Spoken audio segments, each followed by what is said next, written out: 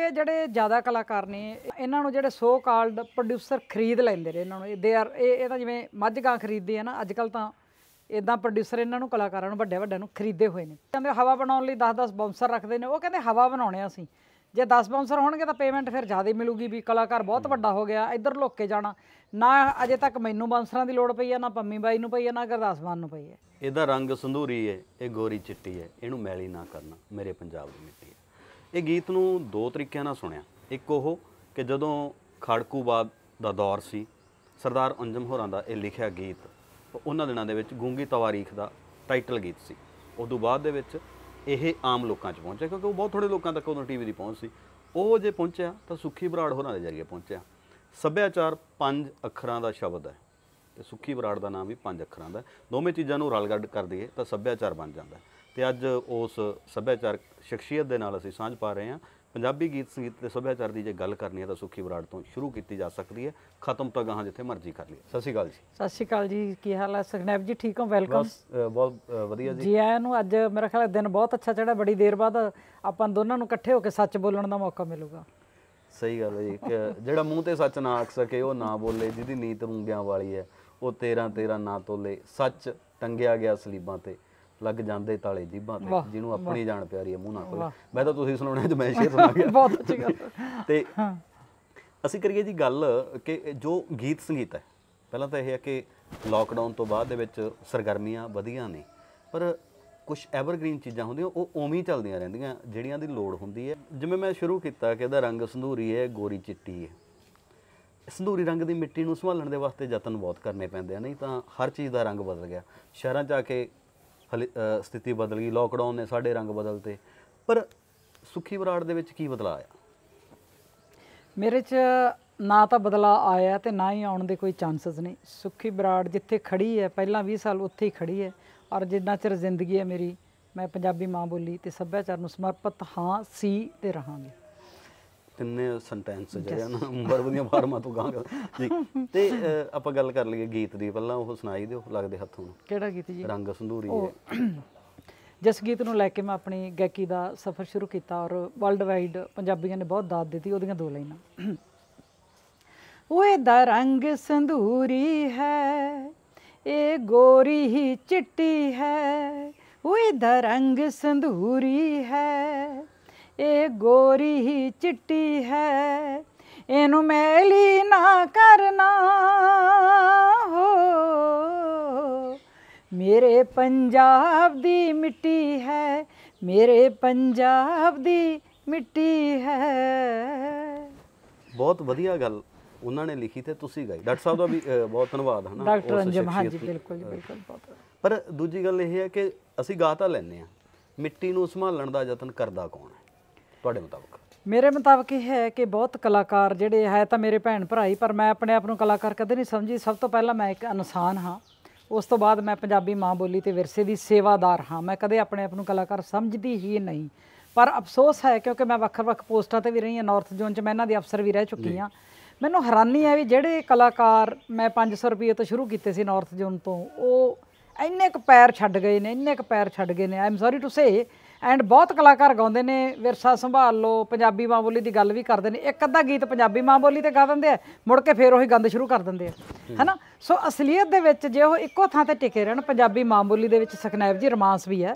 ਸਾਡੀ ਪੰਜਾਬ ਦੀ ਧਰਤੀ ਜਿੱਥੇ ਗੁਰੂਆਂ ਪੀਰਾਂ ਪੈਗੰਬਰਾਂ ਦੀ ਧਰਤੀ ਹੈ, ਉੱਥੇ ਕਲਾਕਾਰਾਂ ਦੀ ਧਰਤੀ ਹੈ, ਦਿਲਦਾਰਾਂ ਦੀ ਧਰਤੀ ਹੈ, ਸੱਸੀ ਪੁੰਨੂ ਦੀ ਧਰਤੀ ਹੈ, ਹੀਰ ਰਾਂਝਿਆਂ ਦੀ ਧਰਤੀ ਹੈ। ਪਰ ਪੰਜਾਬੀ ਮਾਂ ਬੋਲੀ ਦੀ ਸਹੀ ਮਾਣਿਆਂ ਦੇ ਵਿੱਚ ਸ਼ਬਦਾਵਲੀ ਦੀ ਵਰਤੋਂ ਇਹ I am sorry to say ਮੇਰੇ ਜਿਹੜੇ ਬੱਚਿਆਂ ਵਰਗੇ ਵੀ ਨੇ ਮੇਰੇ ਸਾਥੀ ਕਲਾਕਾਰ ਨਹੀਂ ਕਰ ਰਹੇ। ਪੰਜਾਬੀ ਮਾਂ ਬੋਲੀ ਦਾ ਘਾਣ ਕੀਤਾ। ਪਰ ਮੈਂ ਬੜੀ ਖੁਸ਼ ਹਾਂ ਕਿ ਇਸ ਲੋਕਡਾਊਨ ਦੇ ਦੌਰਾਨ ਇਹਨਾਂ ਨੂੰ ਹੋਸ਼ ਬਹੁਤ ਟਿਕਾਣੇ ਆਈ ਹੈ। ਹੁਣ ਜੋ ਬੈਠ ਕੇ ਸਾਰੇ ਘਰੇ ਵੜ ਕੇ ਅਰਦਾਸਾਂ ਕਰਦੇ ਹੋ ਤੇ ਪੰਜਾਬੀ ਮਾਂ ਬੋਲੀ ਚੇਤੇ ਬੜੇ ਕਲਾਕਾਰਾਂ ਦੇ ਹੁਣ ਮਾਂ ਬੋਲੀ ਦੇ ਗੀਤ ਚੇਤੇ ਆਉਂਦੇ ਨੇ। ਜੇ ਪਹਿਲਾਂ ਹੀ ਮਾਂ ਬੋਲੀ ਨੂੰ ਚੇਤੇ ਕੀਤਾ ਹੁੰਦਾ ਹੋ ਸਕਦਾ ਪਰਲੋਂ ਆਉਂਦੀ ਨਾ। ਅੱਜ ਅਸੀਂ ਛਤਰੀ ਹਲਾਈ ਤੇ ਤੂੰ ਪੈਰ ਛੱਡ ਗਈ, ਹਾਕਮ ਸੂਫੀ ਹੋਰਾਂ ਨੇ ਗੱਲ ਕੀਤੀ ਸੀ। ਪਰ ਇਸ ਲਾਈਨ ਦੇ ਵਿੱਚ ਇਹ ਕਿਉਂ ਹੁੰਦਾ? ਵੈਸੇ ਤਾਂ ਸਾਰੇ ਖੇਤਰਾਂ 'ਚ ਹੁੰਦਾ ਤੇ ਮਿਊਜ਼ਿਕ ਲਾਈਨ ਦੇ ਵਿੱਚ ਇਹ ਹੁੰਦਾ ਕਿ ਬੰਦਾ ਜਾਂ ਤਾਂ ਹਾਈਪ ਉਹਨੂੰ ਛੇਤੀ ਮਿਲਦੀ ਆ ਵੀ ਬੰਦਾ ਬਹੁਤ ਉੱਚਾ ਜਾਂਦਾ ਹੈ, ਪਰ ਉਹ ਫਿਰ ਨੀਵੇਂ ਉਹਨਾਂ ਨੂੰ ਕੀੜੀਆਂ ਵਰਗੇ ਦਿਸਣ ਲੱਗ ਜਾਂਦੇ ਆ। ਕਈ ਤਾਂ ਖੜੇ ਜਹਾਜ਼ 'ਚ ਹੀ ਦੇਖਦਾ ਬੰਦੇ ਕੀੜੀਆਂ ਵਰਗੇ, ਉਹ ਦੱਸਦੇ ਜੀ ਕਹਿੰਦੇ ਭਾਈ ਕੀੜੀਆਂ ਹੀ ਆ। ਬਿਲਕੁਲ ਬਿਲਕੁਲ, ਤੁਸੀਂ ਬਹੁਤ ਅੱਛੀ ਗੱਲ ਕੀਤੀ ਹੈ ਕਿਉਂਕਿ ਇਹ ਜਿਹੜੇ ਜ਼ਿਆਦਾ ਕਲਾਕਾਰ ਨੇ ਇਹ ਜ਼ਿਆਦਾ ਮੇਰਾ ਖਿਆਲ ਗਰੀਬ ਤਬਕੇ 'ਚੋਂ ਆਉਂਦੇ ਨੇ ਜਾਂ ਇਹਨਾਂ ਨੂੰ ਜਿਹੜੇ ਸੋ ਕਾਲਡ ਪ੍ਰੋਡਿਊਸਰ ਖਰੀਦ ਲੈਂਦੇ ਨੇ ਇਹਨਾਂ ਨੂੰ, ਦੇ ਆਰ ਇਹ ਤਾਂ ਜਿਵੇਂ ਮੱਝ ਗਾਂ ਖਰੀਦਦੇ ਆ ਨਾ ਅੱਜ ਕੱਲ੍ਹ, ਤਾਂ ਇਦਾਂ ਪ੍ਰੋਡਿਊਸਰ ਇਹਨਾਂ ਨੂੰ ਕਲਾਕਾਰਾਂ ਨੂੰ ਵੱਡੇ ਵੱਡਿਆਂ ਨੂੰ ਖਰੀਦੇ ਹੋਏ ਨੇ। ਐਂਡ ਉਹ ਜਿੱਧਰ ਨੂੰ ਲਗਾਮਾਂ ਕਸੀ ਜਾਂਦੇ, ਹਵਾ ਬਣਾਉਣ ਲਈ 10-10 ਬਾਉਂਸਰ ਰੱਖਦੇ ਨੇ। ਉਹ ਕਹਿੰਦੇ ਹਵਾ ਬਣਾਉਣੇ ਅਸੀਂ, ਜੇ 10 ਬਾਉਂਸਰ ਹੋਣਗੇ ਤਾਂ ਪੇਮੈਂਟ ਫਿਰ ਜ਼ਿਆਦਾ ਮਿਲੂਗੀ, ਵੀ ਕਲਾਕਾਰ ਬਹੁਤ ਵੱਡਾ ਹੋ ਗਿਆ, ਇੱਧਰ ਲੁੱਕ ਕੇ ਜਾਣਾ ਨਾ। ਅਜੇ ਤੱਕ ਮੈਨੂੰ ਬਾਉਂਸਰਾਂ ਦੀ ਲੋੜ ਪਈ ਆ, ਨਾ ਪੰਮੀ ਬਾਈ ਨੂੰ ਪਈ ਆ, ਨਾ ਗੁਰਦਾਸ ਮਾਨ ਨੂੰ ਪਈ ਹੈ। ਮੇਰਾ ਖਿਆਲ ਸਾਡੇ ਸਮਕਾਲੀ ਜਿੰਨੇ ਕਲਾਕਾਰ ਨੇ ਸਭ ਨਾਲ ਬਾਉਂਸਰ ਲੈ ਕੇ ਜਾਂਦੇ ਨੇ। ਔਰ ਮੈਂ ਦਾਦ ਦਿੰਦੀ ਹਾਂ ਮੇਰੇ ਪੰਜਾਬੀਆਂ ਨੂੰ, ਅੱਜ ਤੱਕ ਸੁਖਨੈਬ ਜੀ ਕਿਸੇ ਨੇ ਅੱਖ ਚੱਕ ਕੇ ਮੇਰੇ ਵੱਲ ਨਹੀਂ ਵੇਖਿਆ।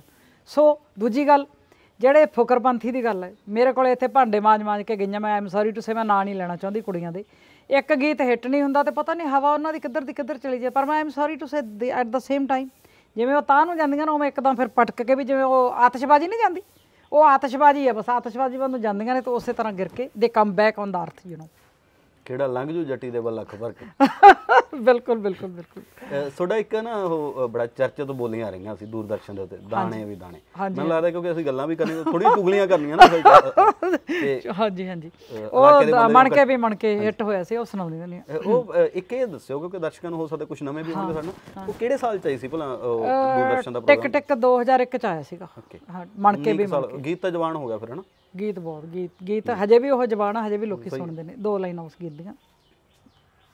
ਮਣ ਕੇ ਬਈ ਮਣ ਕੇ ਬਈ ਮਣ ਕੇ, ਪੈਰਾਂ ਦੇ ਵਿੱਚ ਝਾਂਜਰ ਛਣਕੇ, ਤੁਰਦੀਆਂ ਮੈਂ ਹਿੱਕ ਨੂੰ ਤਣਕੇ, ਅੰਬਰੋਂ ਤਾਰੇ ਕਰਨ ਸਲਾਮਾਂ, ਨਿਕਲਾਂ ਜਦੋਂ ਬਣ ਠਣਕੇ, ਹੋਏ ਮਣ ਕੇ ਬਈ ਮਣ ਕੇ। ਤੇ ਸਾਰੇ ਪੰਜਾਬ 'ਚ ਖਿਲ ਰਹੀ ਸੀ ਮਣ ਕੇ ਉਦੋਂ, ਬਹੁਤ ਦਾਦ ਦਿੱਤੀ ਲੋਕਾਂ ਨੇ, ਬਹੁਤ ਜ਼ਿਆਦਾ। ਬਾਅਦ 'ਚ ਫਿਰ ਗੀਤ ਵੀ ਬਣ ਗਿਆ ਕਿ ਚੁਗਲਾ ਕਬੂਤਰ ਬਣ ਕੇ।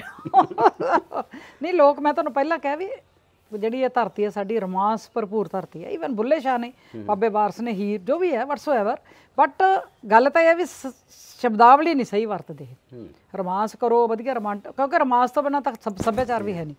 ਜੇ ਰੋਮਾਂਸ ਨਾ ਹੋਵੇ ਤਾਂ ਕਿਵੇਂ? ਇੱਕ ਗੱਲ ਹੋਰ ਹੈ ਜੀ ਕਿ ਸੱਭਿਆਚਾਰ ਦਾ ਮਤਲਬ ਹੁਣ ਚਰਖੇ ਚੁਰਖੀ ਰਹਿ ਗਏ, ਹਨਾ? ਉਹ ਜਿਵੇਂ ਬਾਈ ਬਰਾੜ ਹੋਰਾਂ ਨੇ ਲਿਖਿਆ ਕਿ ਬਿਨਾਂ ਮਾਲ ਤੋਂ ਚਰਖਾ ਧਰ ਕੇ 5-7 ਫੱਟੀਆਂ ਇਕੱਠੀਆਂ। ਬਿਲਕੁਲ। ਸੱਭਿਆਚਾਰ ਗਰੁੱਪ ਬਣ ਗਏ, ਚਾਹੇ ਉਹ ਆਰਕੈਸਟਰੇ ਵਾਲੇ ਮੁੰਡੇ ਹੋਣ ਜਾਂ ਜੋ ਵੀ ਹੈ, ਇਹਨਾਂ ਨੇ ਸ਼ਾਇਦ ਇੱਕ ਥੋੜਾ ਜਿਹਾ ਦਾਇਰਾ ਮਿਥ ਲਿਆ ਕਿ ਆਹ ਸੱਭਿਆਚਾਰ ਹੈ। ਬਿਲਕੁਲ ਨਹੀਂ, ਕਿਉਂਕਿ ਮੈਂ PhD folk culture of Punjab 'ਚ ਕੀਤੀ ਹੈ। ਸੱਭਿਆਚਾਰ ਦਾ ਮਤਲਬ ਨਾ ਤਾਂ ਆਹ ਪੱਖੀ ਹੈ, ਤੇ ਨਾ ਇਹ ਫੁਲਕਾਰੀ ਹੈ, ਤੇ ਨਾ ਚਰਖਾ ਸੱਭਿਆਚਾਰ ਦਾ ਹਿੱਸਾ, ਤੇ ਨਾ ਗਿੱਧਾ, ਤੇ ਨਾ ਭੰਗੜਾ। ਇਹ ਸਾਰਾ ਕੁਝ ਤਾਂ ਸੱਭਿਆਚਾਰ ਦਾ ਇੱਕ ਛੋਟਾ ਜਿਹਾ ਅੰਗ ਨੇ। ਅਸਲ ਦੇ ਵਿੱਚ ਸੱਭਿਆਚਾਰ ਇਹ ਹੈ, ਜਿਵੇਂ ਤੁਸੀਂ ਮੇਰੇ ਬਠਿੰਡੇ ਦੇ ਆਏ ਆ, ਮੈਂ ਤੁਹਾਡੀ ਸੇਵਾ ਕੀਤੀ, ਸੁਬਾਹ ਤੋਂ ਲੈ ਕੇ ਸ਼ਾਮ ਤੱਕ ਆਪਣੇ ਆਪ ਮਾਂ-ਬਾਪ ਨਾਲ ਕਿਵੇਂ ਵਰਤਦੇ ਆ, ਕਿੰਨੀ ਕੁ ਸੇਵਾ ਕਰਦੇ ਆ, ਪਿੰਡ 'ਚ ਲੋਕਾਂ ਦਾ ਕਿੰਨਾ ਕੁ ਸਤਿਕਾਰ ਕਰਦੇ ਆ, ਕਿੰਨਾ ਕੁ ਤੁਸੀਂ ਸਮਾਜਿਕ ਕੰਮ ਕਰਦੇ ਹੋ, ਆਪਣੇ ਬੱਚਿਆਂ ਨੂੰ ਅੱਗੇ ਤੁਸੀਂ ਕਿੰਨਾ ਕੁ ਆਪਣੇ ਸੰਸਕਾਰ ਦਿੰਦੇ ਹੋ, ਰਾਈਟ? ਸੰਸਕਾਰ ਤੋਂ ਯਾਦ ਆ ਗਿਆ, ਮੈਂ ਖੁਸ਼ਖਬਰੀ ਇਹ ਵੀ ਸ਼ੇਅਰ ਕਰਾਂਗੀ ਕਿ ਮੈਨੂੰ ਸੈਂਟਰ ਦੀ ਸਰਕਾਰ ਨੇ ਇੱਥੇ ਸੰਸਕਾਰ ਭਾਰਤੀ ਦੀ ਇੰਚਾਰਜ ਬਣਾਇਆ ਪੰਜਾਬ ਦੀ। ਸੋ ਜਿਹਦੇ 'ਚ ਸੰਸਕਾਰਾਂ ਨੂੰ ਸਾਂਭਣ ਦੀ ਸਿੱਖਿਆ ਦਿੱਤੀ ਜਾਂਦੀ ਹੈ। ਸੋ ਸੱਭਿਆਚਾਰ ਇਹ ਨਹੀਂ ਵੀ ਮੈਂ ਚਰਖੇ ਰੱਖ ਲਏ ਚਾਰ, ਜਿਵੇਂ ਮੱਖਣ ਬਰਾੜ ਨੇ ਕਿਹਾ, ਉਹ ਸੱਭਿਆਚਾਰ ਨਹੀਂ। ਉਹ ਤਾਂ ਜਸਟ ਨਾ ਆਪਾਂ ਆਪਣੇ ਵਿਰਸੇ ਨੂੰ ਯਾਦ ਕਰਦੇ। ਜਿਵੇਂ ਤੁਹਾਨੂੰ ਦੱਸਿਆ ਸਾਡੇ ਪਿੰਡ ਅਸੀਂ ਖੂਹ ਰੱਖਿਆ ਹੋਇਆ, ਅਸਲ 'ਚ ਤਾਂ ਸੱਭਿਆਚਾਰ ਇੱਕ ਜਿਉਣ ਦੀ ਵਿਧੀ ਹੈ। ਸੁਬਾਹ ਤੋਂ ਲੈ ਕੇ ਸ਼ਾਮ ਤੱਕ ਵੀ ਤੁਸੀਂ ਕਿਸ ਤਰ੍ਹਾਂ ਦੇ ਐਕਸ਼ਨ ਕਰਦੇ ਹੋ, ਤੁਹਾਡੀ ਗਤੀਵਿਧੀਆਂ ਦਾ ਲੋਕਾਂ ਤੇ ਕੀ ਅਸਰ ਪੈਂਦਾ ਹੈ, ਯਾਨੀ it's totally way of life. It's called navigator ਹੈ। ਯੈਸ, ਵੀ ਚੱਲ ਭਾਈ ਐਸੇ ਰਾਹ ਜਾ, ਹਨਾ? ਵੀ ਆ ਖੱਬੇ ਸਰਪੰਚਾਂ ਦਾ ਮੋੜ ਹੈ, ਉਦੋਂ ਗਾਹਾਂ ਭਾਈ ਉਹਨਾਂ ਦੀ ਹਵੇਲੀ ਹੈ, ਤੇ ਹਨਾ ਉਹ ਸਾਰੀਆਂ ਚੀਜ਼ਾਂ ਸਾਡੇ ਸਾਰਾ ਸੱਭਿਆਚਾਰ ਹੈ, ਸਾਰਾ ਸੱਭਿਆਚਾਰ ਹੈ। ਤੇ ਇੱਕ ਜੀ ਗੱਲ ਇਹਨਾਂ ਦਿਨਾਂ ਦੇ ਵਿੱਚ ਹੋਰ ਚੱਲਦੀ ਹੈ, ਕਿਉਂਕਿ ਮੈਂ ਤੁਹਾਡੇ ਤੋਂ ਕੁਝ ਹੋਰ ਸਵਾਲ ਪੁੱਛਣੇ, ਜ਼ਿੰਦਗੀ ਬਾਰੇ ਬਥੇਰੀਆਂ ਗੱਲਾਂ, ਵੀ ਜਿਹੜਾ ਅੱਜ ਕੱਲ੍ਹ ਦੇਖੋ ਪਰਿਵਾਰਕ ਕਲੇਸ਼ ਕਿਸੇ ਦਾ ਵੀ ਪੈ ਜਾਂਦਾ। ਹੁਣ ਕੀ ਹੋਇਆ ਕਿ ਕਿਸੇ ਕਲਾਕਾਰ ਦਾ ਕਿਸੇ ਨਾਲ ਰੌਲਾ ਪੈ ਗਿਆ, ਸੋਸ਼ਲ ਮੀਡੀਆ 'ਤੇ ਠਾਹ ਦੇਣੇ ਲਾਈਵ ਹੋ ਗਿਆ, ਕਿਸੇ ਦੀ ਆਪਦੇ ਪਰਿਵਾਰ ਦੇ ਵਿੱਚ ਹੀ। ਹੁਣ ਇੱਕ ਸਿੰਗਰ ਹੈ, ਉਹਦੇ ਡਾਈਵੋਰਸ ਦਾ ਜਾਂ ਚਲੋ ਐਕਸਟਰਾ ਮੈਰਿਟਲ ਅਫੇਅਰ ਜਿਹਨੂੰ ਕਹਿੰਦੇ, ਜਾਂ ਹੋਰ ਕਈ ਤਰ੍ਹਾਂ ਦੀਆਂ ਚੀਜ਼ਾਂ ਚੱਲਦੀਆਂ, ਪਰ ਇਹਨਾਂ ਨੂੰ ਜਨਤਕ ਪਲੇਟਫਾਰਮਾਂ ਦੇ ਉੱਤੇ ਲਿਆ ਕੇ ਕੀ ਸਿੱਧ ਕਰਨਾ ਚਾਹੁੰਦੇ? ਇਹ ਮੈਂ ਆਈ ਐਮ ਸੌਰੀ ਟੂ ਸੋ, ਮੈਨੂੰ ਨਾ ਪਿੱਛੇ ਜੇ ਇਹ ਸਵਾਲ ਸੀ। ਇੱਕ ਤਾਂ ਕਲਾਕਾਰ ਇਹ ਸਮਝਦੇ ਰਹੇ ਵੀ ਅਸੀਂ ਕੋਈ ਨੈਗੇਟਿਵ ਆਪਦੀ ਖਬਰ ਪਾ ਦਾਂਗੇ ਨਾ, ਸਾਨੂੰ ਪਬਲਿਸਿਟੀ ਬਹੁਤ ਮਿਲਣੀ। ਨੈਗੇਟਿਵ ਖਬਰ ਪਾ ਕੇ ਇਹ ਆਪਣੇ ਆਪ ਨੂੰ ਐਸਟੈਬਲਿਸ਼ ਕਰਦੇ ਨੇ। ਐਟ ਦੀ ਸੇਮ ਟਾਈਮ ਇਹ ਨਹੀਂ, ਸ਼ਰਮ ਨਹੀਂ ਮੰਨਦੇ 1% ਵੀ ਅਸੀਂ ਆਪਦੇ ਵਿਰਸੇ ਦਾ ਘਾਣ ਕਰਦੇ ਹਾਂ, ਅਸੀਂ ਖਾਨਦਾਨਾਂ ਦਾ ਘਾਣ ਕਰਦੇ ਹਾਂ, ਆਪਣੇ ਸੰਸਕਾਰਾਂ ਦਾ ਘਾਣ ਕਰਦੇ ਹਾਂ। ਲੁਕ ਛਿਪ ਕੇ ਜਿਹੜੇ ਰਿਲੇਸ਼ਨ ਇਹਨਾਂ ਦੇ ਵਟਸਐਪ ਜੋ ਵੀ ਹੈ, ਉਜਾਗਰ ਕਰਨ ਦਾ ਇਹਨਾਂ ਦਾ ਇੱਕੋ ਹੀ ਮਕਸਦ ਹੈ ਕਿ cheap publicity. It's just way of publicity, nothing else. ਚੱਲ ਕੀ ਰਿਹਾ ਅੱਜ ਕੱਲ੍ਹ ਗਾਉਣ ਵਜਾਉਣ ਦੇ ਵਿੱਚ, ਕਿਉਂਕਿ ਤੁਹਾਡੇ ਕੋਲ ਤਾਂ ਜ਼ਿੰਮੇਵਾਰੀਆਂ ਕਈ ਤਰ੍ਹਾਂ ਦੀਆਂ ਹੈਗੀਆਂ, ਕੀ ਕਰ ਰਹੇ ਹੋ?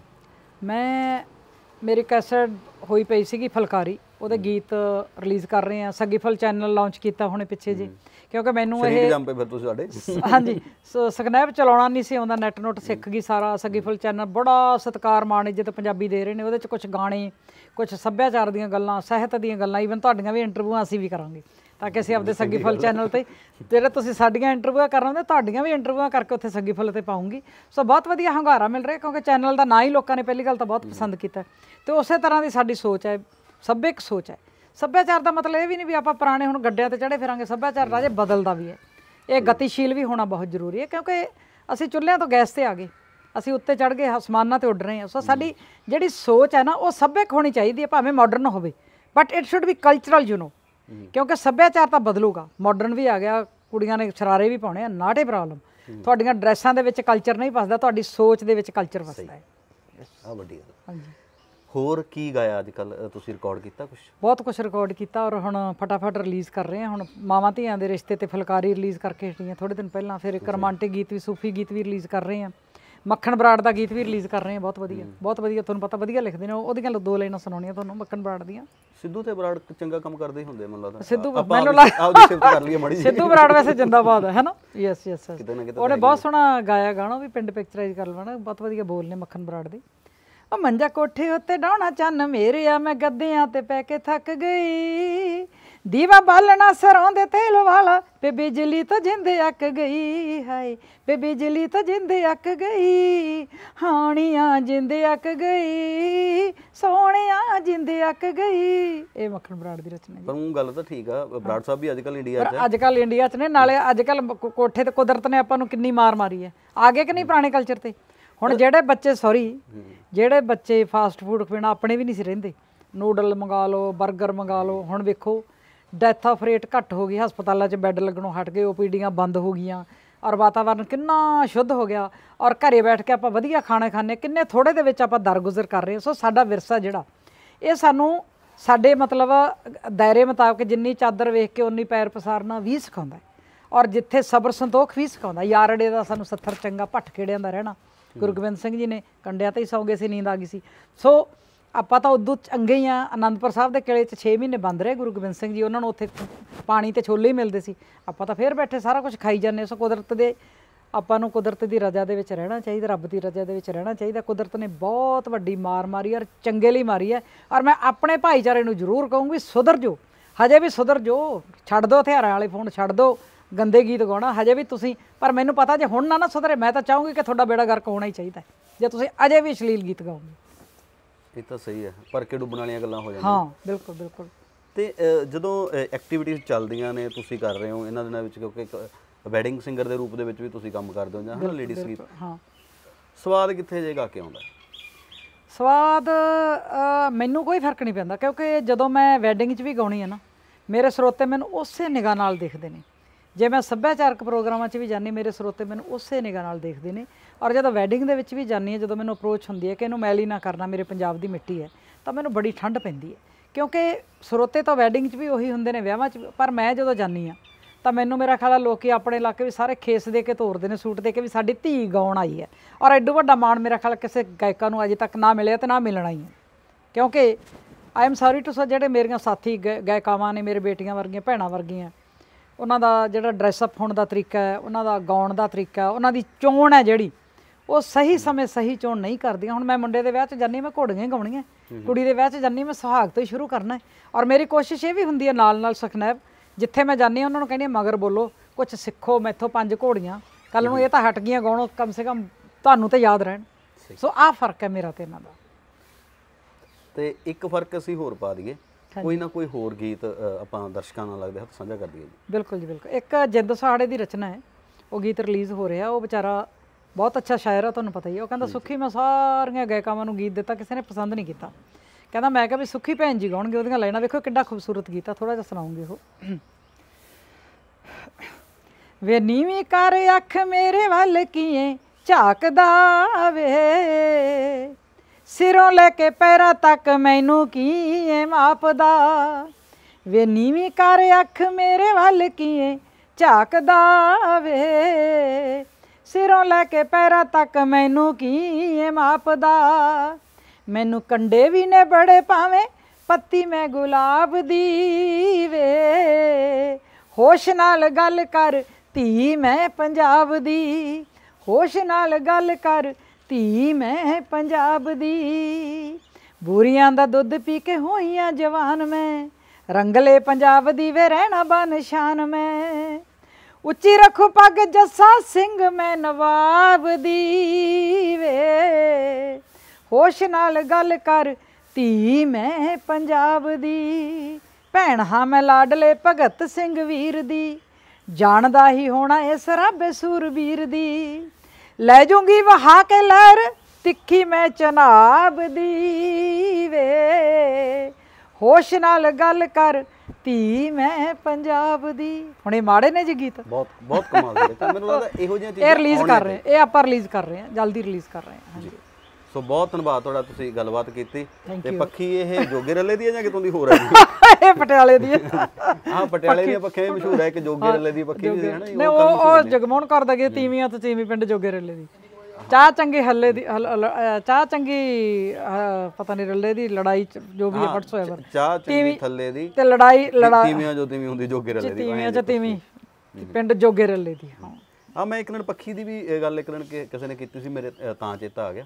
ਚਲੋ ਖੈਰ ਅੱਜ ਮੈਨੂੰ ਲੱਗਦਾ ਅਸੀਂ ਵਧੀਆ ਖੁੱਲੀਆਂ ਜਾਂ ਚੁਗਲੀਆਂ ਕਰ ਲੀਆਂ ਤੇ ਸਾਡੇ ਨਹੀਂ ਹੋਰ ਕਰ ਲਓ ਜੇ ਕਰਨੀਆਂ ਚੁਗਲੀਆਂ। ਪਰ ਮੈਂ ਅੰਤ 'ਚ ਇਹੀ ਕਹੂੰਗੀ ਸੁਖਨੈਬ ਜੀ ਵੀ ਸੱਚ ਤੇ ਪਹਿਰਾ ਦੇਣਾ ਚਾਹੀਦਾ, ਰੱਬ ਤੋਂ ਡਰਨਾ ਚਾਹੀਦਾ, ਕੁਦਰਤ ਤੋਂ ਡਰਨਾ ਚਾਹੀਦਾ। ਸਿਰਫ ਕਲਾਕਾਰਾਂ ਨੂੰ ਹੀ ਨਹੀਂ, ਮੈਂ ਕਹਿੰਦੀ ਸਾਰੇ ਵਰਗ 'ਚ ਜੋ ਵੀ ਮੇਰੇ ਪੰਜਾਬੀ ਸੁਣਦੇ ਨੇ ਵਰਲਡ ਵਾਈਡ, ਕਿ ਜਿਸ ਤਰ੍ਹਾਂ ਤੁਸੀਂ ਹੁਣ ਰਹਿੰਦੇ ਹੋ ਨੇਚਰ ਨਾਲ ਜੁੜਨਾ ਸਿੱਖੋ। ਜੇ ਇਸੇ ਤਰ੍ਹਾਂ ਤੁਸੀਂ ਸਾਫ਼ ਸਫਾਈ ਕੰਟੀਨਿਊ ਰੱਖੋਗੇ ਤਾਂ ਰੱਬ ਕਦੇ ਪਰਲੋਂ ਨਹੀਂ ਲਿਆਊਗਾ। ਇਸ ਪਰਲੋਂ ਤੋਂ ਡਰੋ, ਰੱਬ ਦਾ ਨਾਂ ਲਓ, ਕੁਛ ਨਹੀਂ ਹੁੰਦਾ, ਚੜ੍ਹਦੀ ਕਲਾ 'ਚ ਰਹੋ, ਕੁਛ ਨਹੀਂ ਹੋਊਗਾ। ਬਹੁਤ ਮਿਹਰਬਾਨੀ, ਥੈਂਕ ਯੂ। ਚੜ੍ਹਦੀ ਕਲਾ 'ਚ ਪੰਥ ਖਾਲਸਾ ਢਾਬੇ ਢੇਰੀ ਨਾ, ਜਿੱਥੋਂ ਗੱਲ ਸ਼ੁਰੂ ਹੁੰਦੀ ਆ ਉੱਥੇ ਗੱਲ ਨਿਬੜ ਵੀ ਜਾਂਦੀ ਹੈ। ਔਰ ਸ਼ਾਇਦ ਚੜ੍ਹਦੀ ਕਲਾ ਦਾ ਇੱਕੋ ਹੀ ਸੁਨੇਹਾ ਹੈ ਜਿਹੜਾ ਪੰਜਾਬੀ ਕਲਚਰ ਦੇ ਵਿੱਚ ਆਉਂਦਾ। ਜਿਵੇਂ ਸੁਖੀ ਹੋਰਾਂ ਨੇ ਕਈ ਗੱਲਾਂ ਕਹੀਆਂ ਕਿ ਹੋਸ਼ ਨਾਲ ਗੱਲ ਕਰ ਧੀ ਮੈਂ ਪੰਜਾਬ ਦੀ, ਸਾਨੂੰ ਪੰਜਾਬੀਆਂ ਨੂੰ ਹੋਸ਼ ਕਰਨ ਦੀ ਲੋੜ ਹੈ। ਅਸੀਂ ਕਿਹੜੇ ਗਾਇਕਾਂ ਨੂੰ ਪ੍ਰਮੋਟ ਕਰ ਰਹੇ ਹਾਂ, ਕਿਹੜੇ ਕਲਚਰ ਨੂੰ ਪ੍ਰਮੋਟ ਕਰ ਰਹੇ ਹਾਂ। ਇੱਥੇ ਮੇਰੇ ਖਿਆਲ 'ਚ ਜਿਹੜੀ ਜਿਹਨੇ ਇਹ ਗੱਲ ਸੁਣੀ ਹੈ ਅਤੇ ਪੂਰੀ ਦੇਖ ਲਈ ਜਿੱਥੋਂ ਤੱਕ ਮੈਂ ਬੋਲ ਰਿਹਾ, ਤਾਂ ਸ਼ਾਇਦ ਥੋੜ੍ਹੇ ਪਿੜ ਪੱਲੇ ਪੈ ਗਈ ਹੋ ਕਿ ਸਾਡਾ ਸੱਭਿਆਚਾਰ ਦਾ ਸਾਡਾ ਵਿਰਸਾ ਕੀ ਹੈ। ਸੋ ਅਗਲੀਆਂ ਗੱਲਾਂ ਕਦੇ ਫੇਰ ਕਰਾਂਗੇ ਜੀ। ਬਹੁਤ ਮਿਹਰਬਾਨੀ।